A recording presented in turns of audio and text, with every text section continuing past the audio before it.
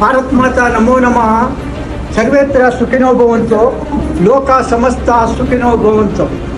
ಈ ಸಂದರ್ಭದಲ್ಲಿ ಸೈನ್ಸ್ ಟೆಕ್ನಾಲಜಿಯವರು ಆಸರೆ ವೃದ್ಧಾಶ್ರಮಕ್ಕೆ ಭೇಟಿ ನೀಡಿದ್ದು, ಈ ಸಂದರ್ಭದಲ್ಲಿ ಆಸರೆ ವೃದ್ಧಾಶ್ರಮದ ಮೇಲಿರುವ ವಿಶ್ವಾಸ ಮತ್ತು ಗೌರವವನ್ನು ಅವರು ಗೌರವಿಸಿದಂತಾಗಿದೆ. ಶುಭ ಸಕಾಲ.